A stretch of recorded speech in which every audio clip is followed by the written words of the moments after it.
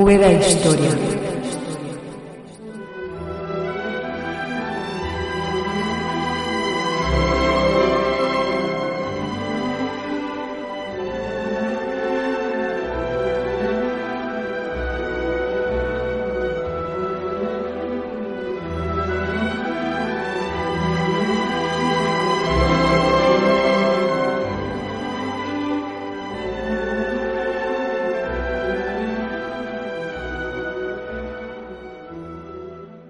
Hay tantas imágenes de Úbeda como miradas la contemplan.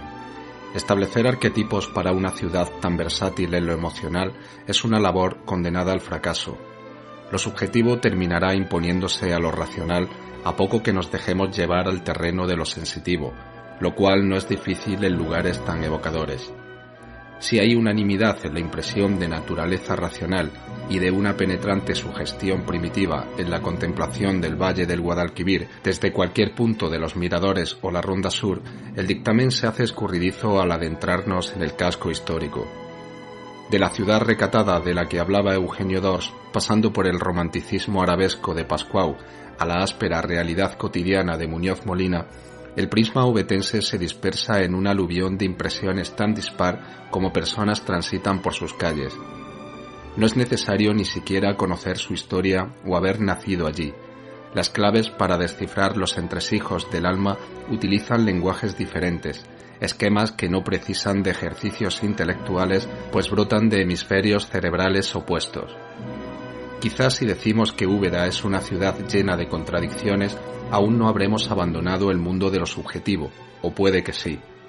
Y aunque abundan los ejemplos de urbes que viven en la frontera de lo antiguo y lo nuevo, de lo pasado y lo moderno, es difícil encontrar un espacio donde la cesura entre el ayer y el hoy alcance cotas de irracionalidad urbanística tan palpables como aquí.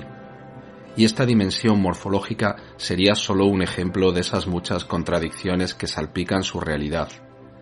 Podríamos mencionar como muestra la desmesura con la que vive la gente ciertas fiestas y tradiciones en contrapunto a la apatía incomprensible que muestran en la defensa de su patrimonio, por citar solo algunos casos.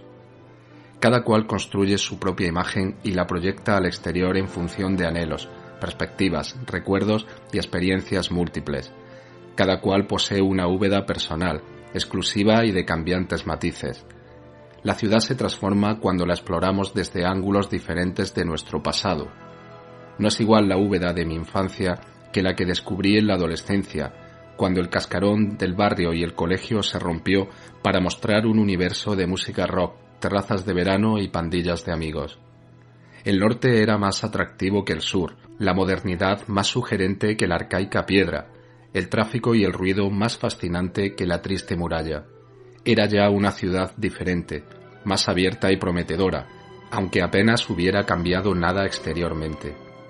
En todo momento de nuestra vida asistimos a la transformación del entorno en que vivimos, y ese cambio tiene más que ver con dinámicas interiores que con la propia evolución estética del contexto.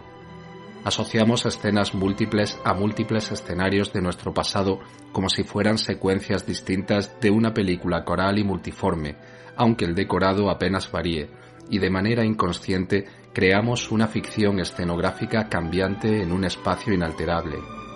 Como decía Valle Inclán, nada es como es, sino como se recuerda, y al igual que asociamos canciones y melodías a momentos concretos de nuestra vida, asignamos diferentes ambientes a los sucesos que marcaron la experiencia.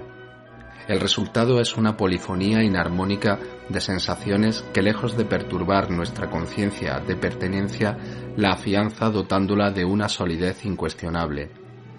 A la pregunta de cómo definirías tu ciudad o qué representa para ti, no sabría muy bien qué responder, puesto que es algo tan arraigado y definitorio en mi imaginario como el mismo pensamiento que me lleva a escribir estas líneas. Esto es Úbeda Historia, un saludo.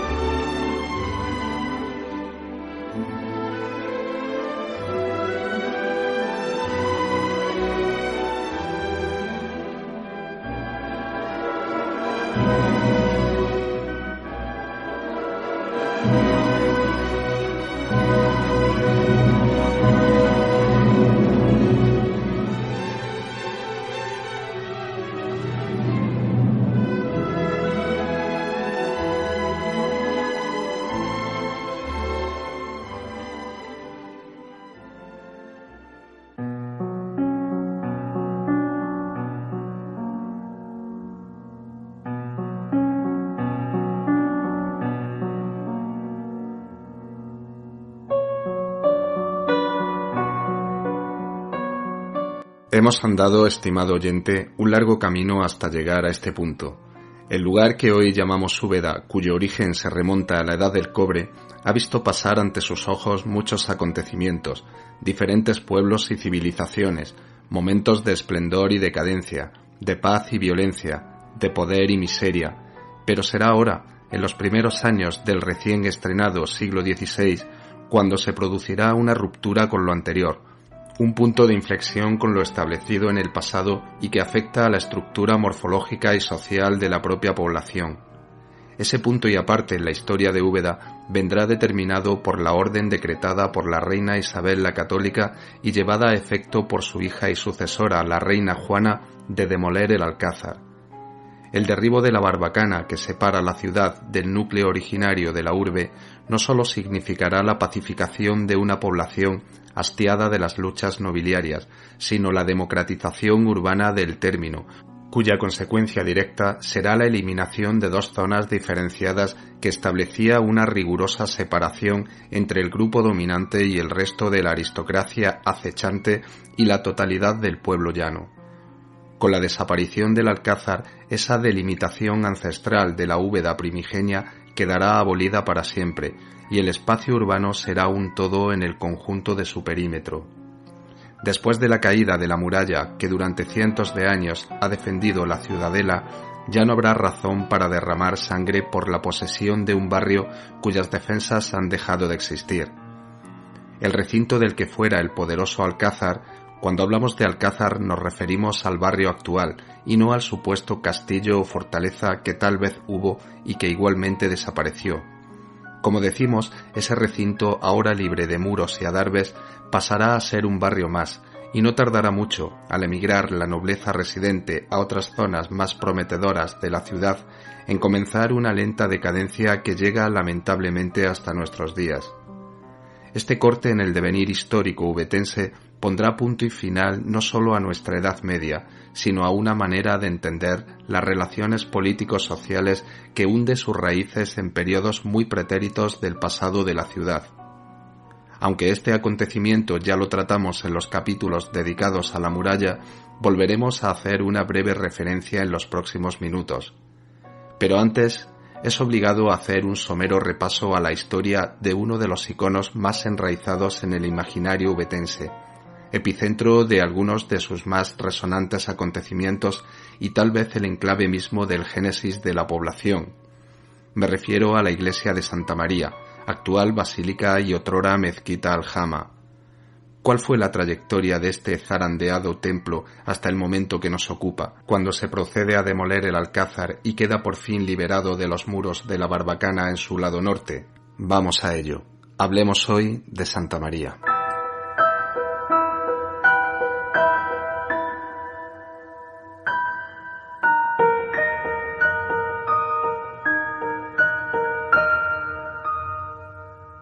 No es la intención de este programa adentrarnos en las complejas interpretaciones artísticas y arqueológicas que sobre la iglesia de Santa María se han escrito. Solo intentaremos dar unas cuantas pinceladas históricas acerca de los aspectos más relevantes de este auténtico símbolo de la ciudad que ha sufrido todo tipo de vicisitudes, las más de las veces desafortunadas hasta el momento presente. Por ceñirme a la secuencia cronológica que vamos siguiendo, me detendré justo en el instante en el que arranca nuestro capítulo, ese periodo bisagra entre los siglos XV y XVI, donde el mundo medieval agoniza para despertar a una nueva etapa con el desmantelamiento de los muros del Alcázar. En episodios sucesivos iremos siguiendo la pista a la colegiata cuando la ocasión lo requiera, pues en cierto modo hablar de Santa María es adentrarse un poco en la misma alma de la ciudad. De los hallazgos que salieron a la luz en los años 80 durante las obras de rehabilitación del templo, nos remitimos al capítulo 1 de esta serie donde abordamos los orígenes de la ciudad. Solo recordar que en una cata que se hizo durante el transcurso de la polémica intervención se hallaron secuencias arqueológicas muy antiguas, hasta un momento profundo de la Edad del Bronce, pasando por restos de la época romana tardía, árabe así como los siglos XV y XVI. Algunos de estos restos fueron sepulturas con ajuar funerario del bronce, cimentación de la mezquita mayor, pilares desaparecidos en el siglo XVI o cerámica renacentista, entre otros. El historiador Miguel Ruiz Prieto ya intuyó que el núcleo originario de la población ocupaba el actual barrio del Alcázar y catalogó como de época romana, en palabras textuales, los restos de la antigua Torre de Santa María, la puerta del postigo del Alcázar destruido hoy frente a la puerta del baño y parte de los minados que conducen el agua a la población. A tenor, a su juicio, de estas evidencias, concluyó que en el espacio de la iglesia de Santa María debió ubicarse otrora un templo romano. Otros historiadores incluso van más allá al afirmar que dicho templo estaba dedicado a la diosa Diana. Pero todo esto no dejan de ser meras especulaciones, pues ninguna fuente documental o arqueológica corrobora la existencia de construcciones religiosas en el lugar, así que, a falta de vestigios que aporten luz a las tinieblas históricas, debemos quedarnos con las evidencias contrastadas como partida de bautismo del recinto sagrado ubetense. Y estas huellas más o menos seguras nos llevan a la época árabe, cuando la que más tarde sería colegiata cristiana no era sino la mezquita aljama de la ciudad. La literatura en torno a la iglesia de Santa María pasa sin duda por los trabajos del doctor en Historia del Arte por la Universidad de Granada, el ubetense Antonio Almagro García, máxima autoridad en el estudio de la antigua colegiata. Prácticamente todo lo que se diga sobre el principal templo ubetense habrá de basarse en sus estudios. Esta breve aportación que me dispongo a hacer, como es lógico, bebe casi exclusivamente de esta fuente.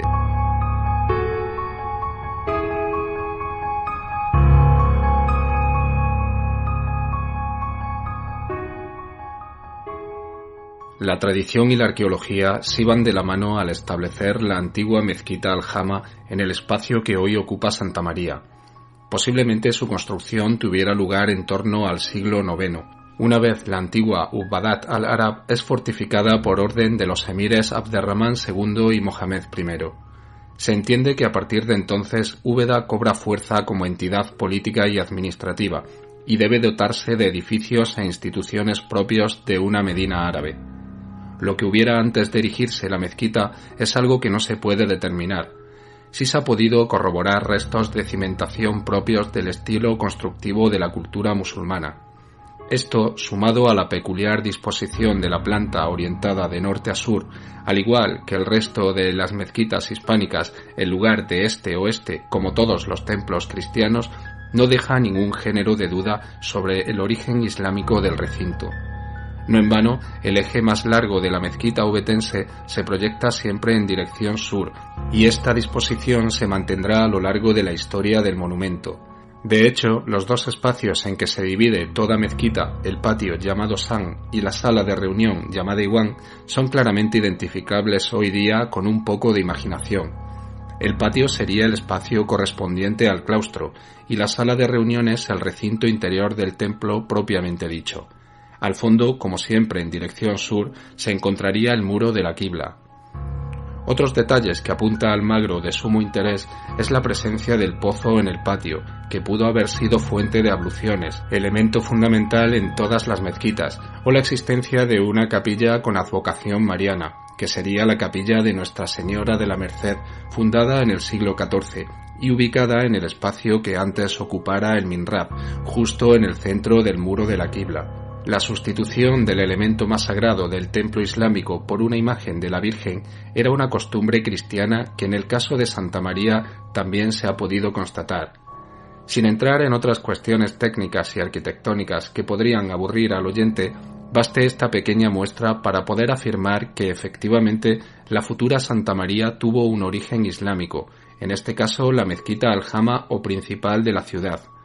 Ahora bien, ¿qué aspecto tenía aquella mezquita original? Hay que tener, amén de un amplio conocimiento técnico, que no es mi caso, una más que notable capacidad de abstracción para imaginar estructuras inexistentes, de la cual